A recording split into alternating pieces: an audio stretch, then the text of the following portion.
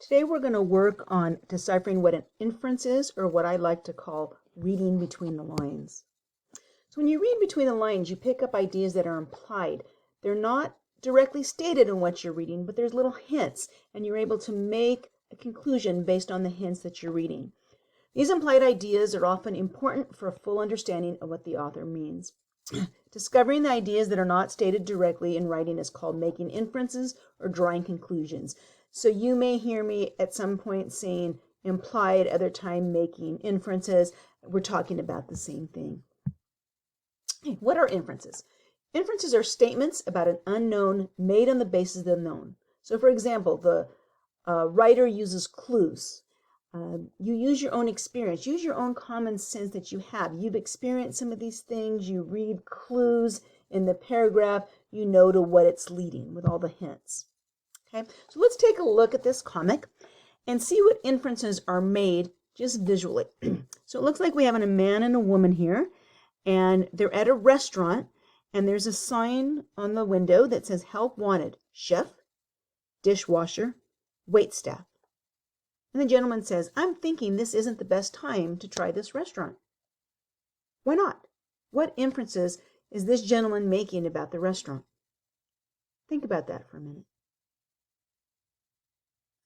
Well, if I was in this man's position, I would think, well, gosh, if they need a chef, chances are they're using a backup tonight, and maybe the food is not going to be at its best. If they need a dishwasher, perhaps they're behind on washing their dishes, and maybe I don't want to eat at a place where I can't guarantee that the dishes are going to be clean. Waitstaff? Well, if there's not enough waiters or waitresses there, I may be waiting for my food, I may be waiting to be seated, it may be very unpleasant. So maybe this is not the best time to try the restaurant. Another inference you might draw is that the people, the owners of this restaurant, they may be very difficult to work for, and do I want to visit a place like that? If they need so many people, the inference can be made that perhaps they're difficult. On the other hand, perhaps they need help because the restaurant is flourishing and doing really well, and so they need an additional chef, an additional dishwasher, an additional waitstaff. But in the meantime, you have to make your own conclusion, and this couple has decided this is probably not the best time to visit this restaurant. All right, now let's look at this cartoon here, see if we can make some inferences, some little hints that are in the picture but not spoken. So it looks like there's a father here and his little boy, and there's a monkey inside the cage. And the little boy, if you look up close, has tears in his eyes, and Dad is saying, he didn't do anything, Gregory. This is a zoo. So let's look at these two inferences, 1 and 2, and see, based off this picture, if we can decipher what inference is being made. 1, the boy doesn't like monkeys, or 2, the boy has probably never seen animals in the zoo. Think about that. You said 2, you'd be correct. The boy has probably never seen animals in a zoo, because had he been to a zoo, he would know that keeping animals in a cage is how it's standardly done, and not that the monkey is in jail. All right, another one here. Looks like we have a man and a woman, and the gentleman is sitting there, and the woman approaches him, and she says, it's Junior's report card. The good news is that he's passing his gym class. Think about what inferences she's saying to the father about good news as he's passing gym class. Number 1, the parents have several children in school. 2, Junior's not doing well in most subjects. Doesn't state either way, but what inference can you make just from those 2 sentences? You should have said number 2, Junior's not doing well in most subjects, because the mother started out by saying, well, that's the good news. He's passing gym class. If he were passing more classes, I'm sure that she would have included that in her good news, but she only stated the gym class. All right, book covers. This is an assignment we're going to have, or a similar assignment later in this module, but here's a book. Book cover, Reading Changed My Life, 3 True Stories by Beth Johnson. Okay, a lot of times we need to judge the book by its cover. We're at a bookstore, we're online looking for a book. We're at the library. We don't have time to read it all.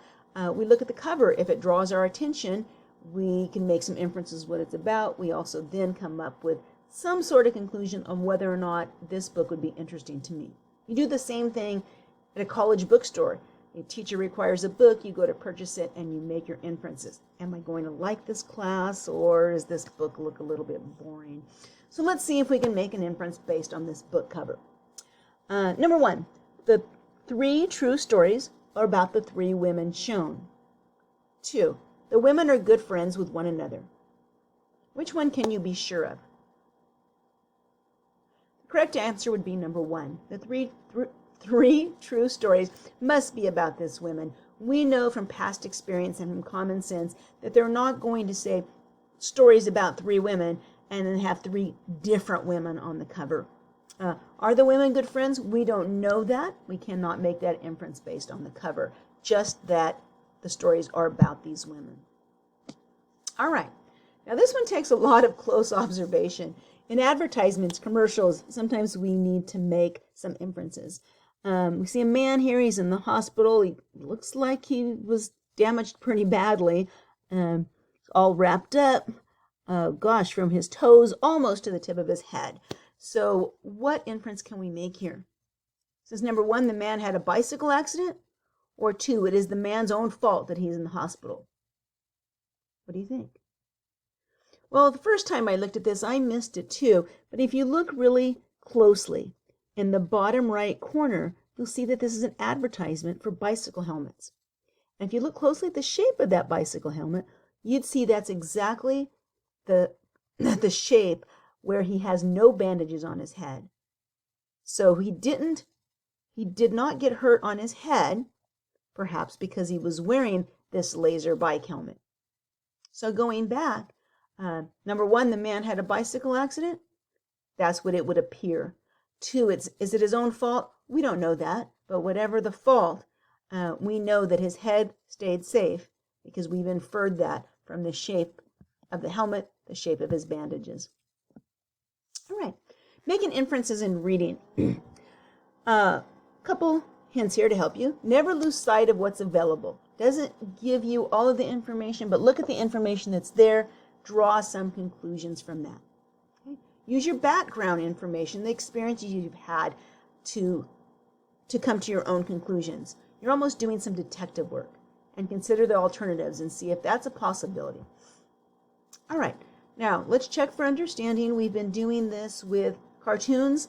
Let's see if we can do it with some dialogue here. A sociology professor wrote on the board, "A woman without her man is nothing," and with a smile asked students to punctuate the sentence correctly. The men all wrote, "A woman without her man is nothing." However, the women wrote, "A woman without her man is nothing." Okay? So punctuation really is important here. Depending upon how you say, where you put the punctuation, it changes the complete meaning. When the men wrote, "A woman without her man is nothing," the men are implying that if a woman doesn't have a man, she's nothing. The women, the way they punctuated, it says, "A woman without her man is nothing." That's saying that man is nothing if he doesn't have his woman with her. So let's make some inferences on this professor. A, the professor was definitely a man. B, the professor did not believe his students could punctuate the words correctly. C, the professor knew there was more than one way to punctuate the words correctly. D, the professor is not a good teacher.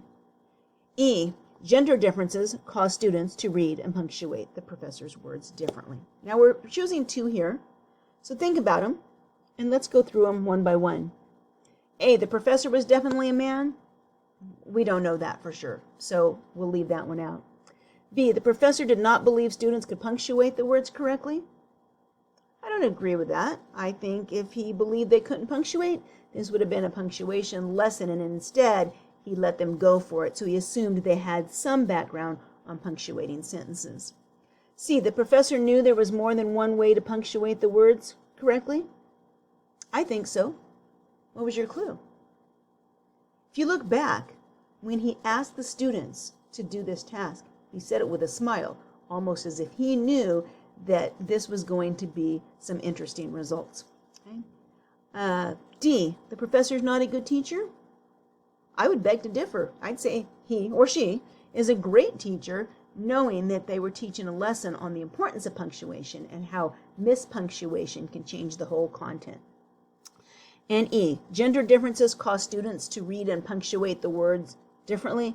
Absolutely. The men tended to punctuate one way, the women a different way. All right, let's try this again. Same task. This time we're looking for 3. A famous psychology experiment conducted by Dr. John B. Watson demonstrates that people, like animals, can be conditioned, trained to respond in a particular way to certain stimulations. Watson gave an 11-month-old baby named Albert a soft, furry white rat. Each time Albert tried to stroke the rat, Dr. Watson hit a metal bar with a hammer. Before long, Albert was afraid not only of white rats, but also white rabbits, white dogs, and white fur coats. He even screamed at the sight of a Santa Claus mask. All right. A, Dr. Watson did not like small children? If he didn't like small children, he probably wouldn't be conducting experiments with children. B, before the experiment, Albert was not afraid of white rats. Is that true? That is true. He was not afraid, and we know that because we use the hints that are given to us. The baby Albert reached out to pet the rat. Had he been afraid of the rat, he would not have attempted to pet it. C, Albert had been familiar with rats before the experiment. We don't know that. He reached out to pet it, so we're not sure. D, if he had seen a black fur coat, Albert would have screamed. We don't know that. The experiment was only with white fur. E, Albert connected the loud noise of the hammer striking the metal bar with the right rat. So if you look back, every time he touched the rat, Dr. Watson hit that loud hammer. The baby didn't like the noise, therefore refused to touch the rat, because every time he touched the rat, he was exposed to the loud noise. And F, Albert was afraid of unexpected loud noises. Sure seems like it, because he did whatever he could to no longer have any further loud noises with that hammer. All right. Inferences in graphs and tables. Something you can do to help you is to read the title, check the source on the graph, and read any labels or captions at the top, the sides, underneath, that tell you which each column, line, and bars represent. All right, so let's take a look at this graph. Can you find 3 inferences that are most logically based on the graph? So we see that the white line is white collar workers. They're very close here. Blue collar, and the black is farming. And you can see on the left the percentages and then the years. And so you can see a pattern there where white collar jobs are going up and farming and blue collar going down. So let's make some inferences here. The workforce of 1900 was very different from the workforce of today. I would say absolutely. It's going down while some jobs are going up. So very different. Before 1900, farmers made up the smallest percentage of workers. Well, the chart starts at 1900, so we really can't make any inferences of what happened before 1900. Right. In 1940, the percentages of farm workers and white-collar workers were about equal. Look at 1940. It doesn't look like those 2 lines are very close to oh, excuse me, I'm looking at the wrong color, my mistake. So white-collar is the white line and farmers is the dark line, and it does look like in 1940. They're very close. They intersect, in fact. Number 4. In general, as the number of farming and blue-collar workers has decreased, the number of white-collar workers increased. And we do see that. The white line is going up. The other 2 are going down. In 1940, blue-collar workers made up about 25%. So look at 1940 and blue-collar and see if it's at 25%. Looks like it's not. It looks like it's higher. And in number 6, in the future, most U.S. workers are likely to be white-collar. The trend sure looks like that because the white line continues to go up. The other 2 lines continue to go down. Okay. As a quick review here, many important ideas and readings are not stated directly. They must be inferred or implied.